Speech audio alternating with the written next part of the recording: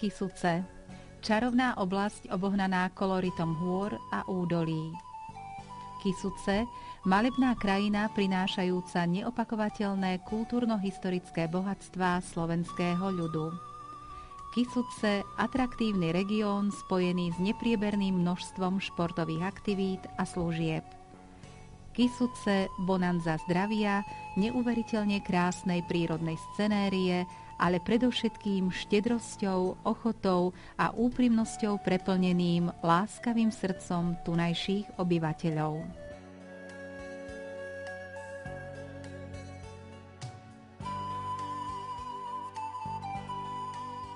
A práve v lone tejto nedotknutej prírodnej krásy v priamom susedstve s Poľskou republikou sa rozprestiera malebná obec Nová Bystrica.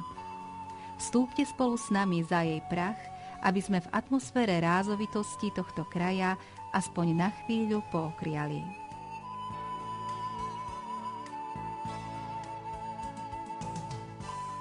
Chotár obce Nová Bystrica leží v juhovýchodnej časti Kysúc. Územie obce je súčasťou najsevernejšieho geotektonického flišového pásma západných Karpát a chránenej krajinnej oblasti Kysuce, vyznačujúcej sa bohatou faunou a flórou.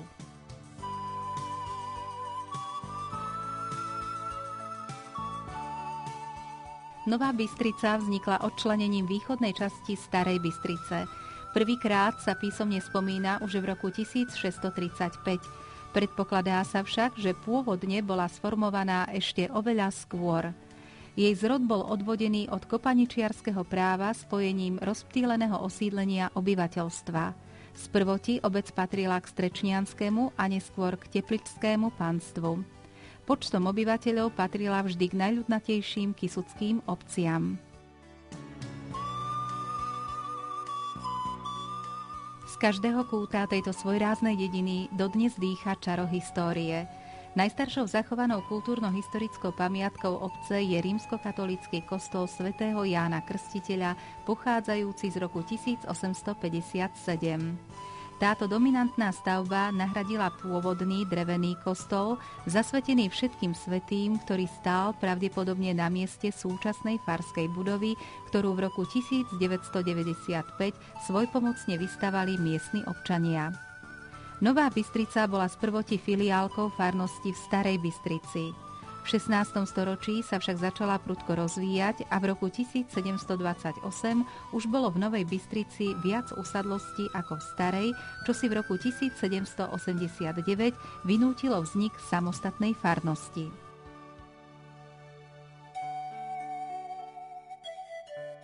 Kostol svätého Jána Krstiteľa je vyhotovený v klasicistickom štýle. Úchvatné sú taktiež jeho vnútorné priestory, sálajúce pokoj, pokoru a duchovnú čistotu. Steny, ako aj strop interiéru kostola, zdobia maľby s biblickou tematikou. V popredí sa vyníma statný, do detailu prepracovaný oltár, ktorému dominuje oltárny obraz svätého Jána Krstiteľa.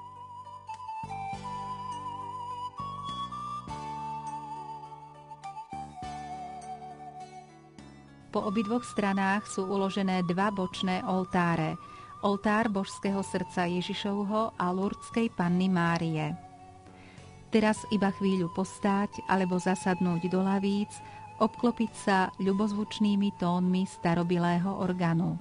Z nôt vyčítať tajomné krásno pokoja, dotyk niečoho, čo je v nás, nad nami, čo sa nedá vysloviť, iba tížko šepkať.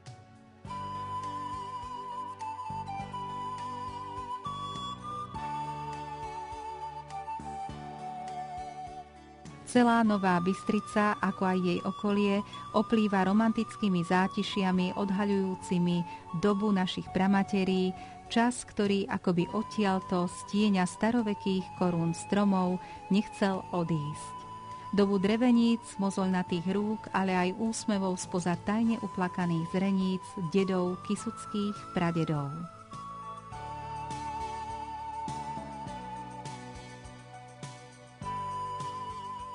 Práve tieto neľahké životné podmienky kus role, kravička a niekedy ani to vyháňali v 19. storočí novobystriančanov na dolnú zem, aby do svojich drevených príbytkov priniesli trocha poživne.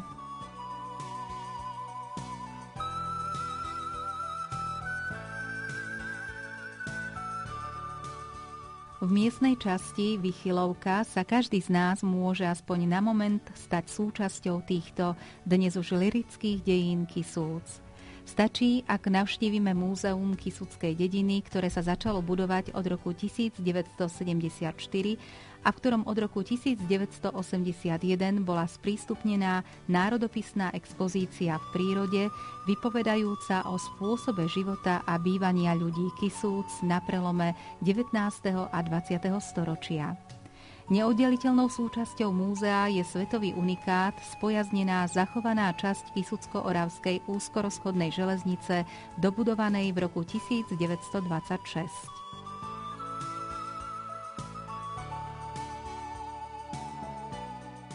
V súčasnosti má obec približne 3000 obyvateľov, pričom jej chotár sa rozprestíra na ploche 12 500 hektárov.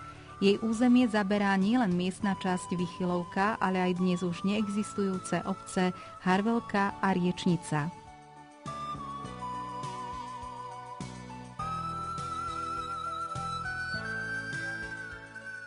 Tieto obce sa k Novej Bystrici pripojili v roku 1980.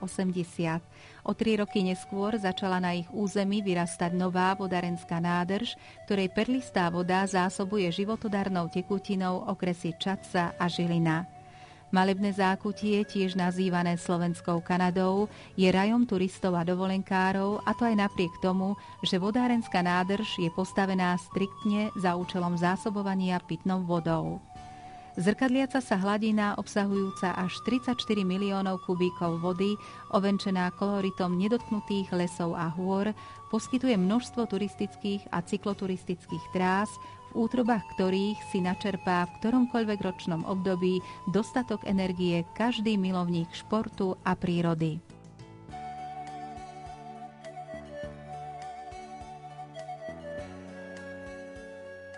Každý rok v letných mesiacoch sa na pamiatku obyvateľov zatopených obcí koná slávnostná svätá omša a stretnutie rodákov v jedinej zachovanej stavbe kostolíku v Riečnici alebo na mieste bývalého kostola v Harvelke.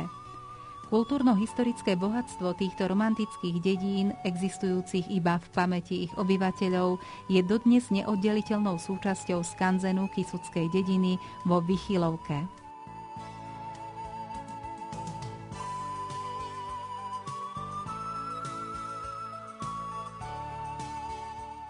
Vo všetkých častiach Novej Bystrice môžeme obdivovať nielen dlhovekosťou presiaknuté štíty dreveníc, ale aj minulým storočím poznačenú architektúru, ktorá sa prelína s modernými novostavbami prinášajúcimi mladým rodinám zázemie, priestor, presvietenosť a útulnosť. Popri týchto rodinných domoch sú sťaby zápalkové škatuľky prinášajúce teplo rodinného krbu, zoradené bytovky nahrádzajúce niekdajšie ubikácie občanom zatopených oblastí.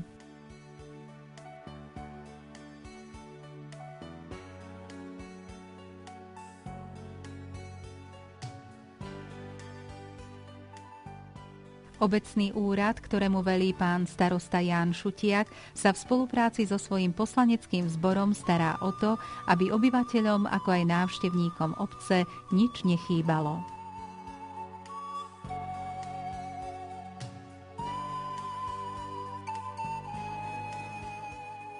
V Novej Bystrici je obchodný dom, súčasťou ktorého je predajňa potravín, rozličného tovaru, textilu, ale aj množstvo iných služieb sústredených do jedného bodu, v ktorom nájdeme kaderníctvo, holičstvo, drogériu, kozmetiku, ale aj nepostrádateľnú poštu či knižnicu.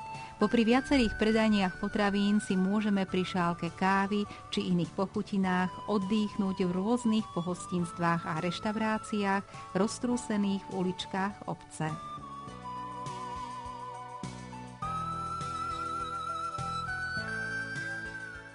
My sme si potulkami stratené kalórie doplnili v rázovitom prostredí hostinca Jeleň.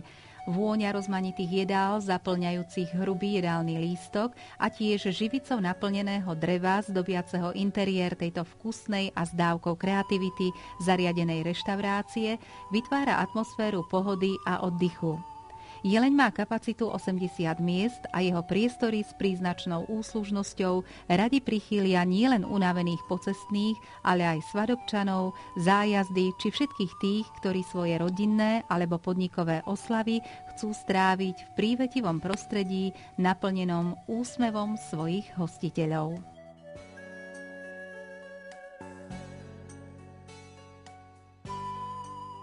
Po krátkom oddychu nás čaká prechádzka Belobou sa skvejúcimi uličkami obce, pri ktorej nachádzame históriou opradenú požiarnu zbrojnicu, pamätník obetiam druhej svetovej vojny a tiež budovu oddelenia hraničnej kontroly, tak príznačnú pre pohraničné pásmo.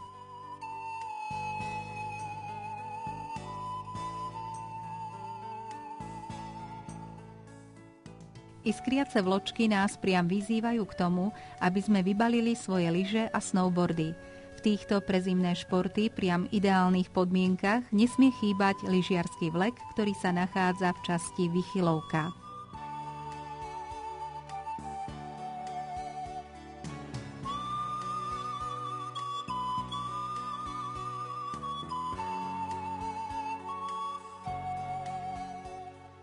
Po prišantení na lyžiarskych svahoch si môžeme odpočinúť, poprípade sa aj ubytovať v Írečito-Kisuckej chate s názvom Gazdovský dvor u Ivana. K dispozícii je tiež rýchle občerstvenie Bistro Starý mlyn.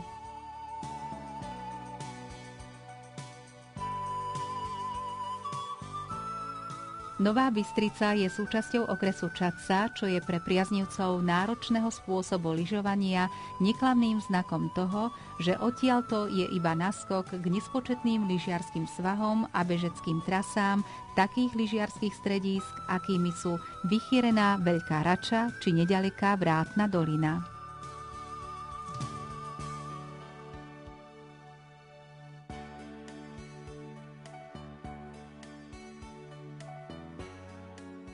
Pri našich zimných potulkách Novou Bystricou a jej okolím sme vám zďaleka nemohli ukázať všetko, čím tento čarokrásny kraj oplýva. Základná škola v Novej Bystrici, ako aj vo Vychylovke, mala prázdniny, miestna píla zas plné ruky práce a nedaleká Terchová sa pripravovala osláviť vianočné sviatky. Nič to, veď onedlho je tu leto, kedy všetko zameškané určite doženieme.